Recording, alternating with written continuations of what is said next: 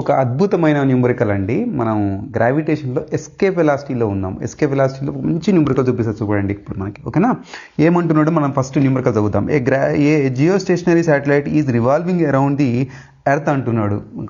Revolving around the earth అంటున్నాడు. To make it escape from the gravitational field of the earth is velocity must be increased అంటున్నాడు. ఇక్కడి నుంచి ఇక్కడ escape అవ్వడానికి ఈ గ్రావిటేషన్ ఫీల్డ్లో మనకి వెలాసిటీ ఎంత ఉండాలంటే పర్సంటేజ్లో ఉండాలి. పర్సంటేజ్ చూడగానే పిల్లలందరూ భయపడతా ఉంటారు. భయపడాల్సిన అవసరం ఏముందండి, చూడండి ఇక్కడ సింపుల్గా 2 పార్ట్లుగా చేసాం. కేస్ 1లో ఏంటి మనకి ఇప్పుడు ఇక్కడ.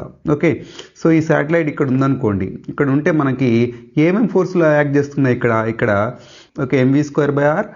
అదేవిధంగా న్యూటన్ లా కూడా అప్లై అవుతుంది మనకి. ఈ 2 బ్యాలెన్స్ అవుతున్నాయి మనకి, gme/r². మనకి ఈ r² క్యాన్సిల్ అయిపోయింది అనుకోండి, మిగతా మిగిలింది ఏంటి ఇక్కడ. సో మనకి ఇక్కడ v² gme/r, v√gme/r. ఇది ఒక ఈక్వేషన్ 1 తీసుకోండి.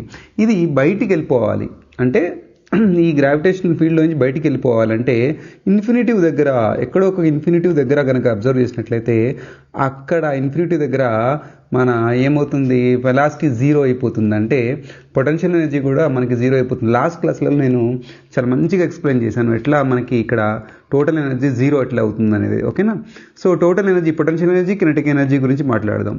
gme/r ½ అనుకున్నాను నేను. ½ mv'² 0 తీసుకున్నాను.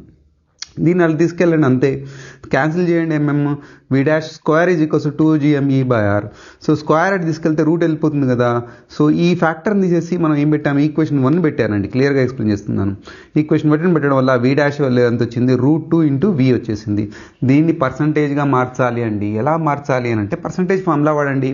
v' - v/v × 100. So v' value ఎంత వచ్చింది, √2v వచ్చింది. √2v, v కామన్ ఉంది కదా, కిందకి పైన క్యాన్సిల్ అయిపోతుంది. కామన్ తీసాను, క్యాన్సిల్ అయిపోయింది. √2 - 1 × 100 వచ్చేసింది. √2 వాల్యూ ఎంత అండి, 1.414 కదా, ఇంటూ 100 అంటే సో మనకి ఇక్కడ -1 తీయాలి. 0.414 వచ్చింది.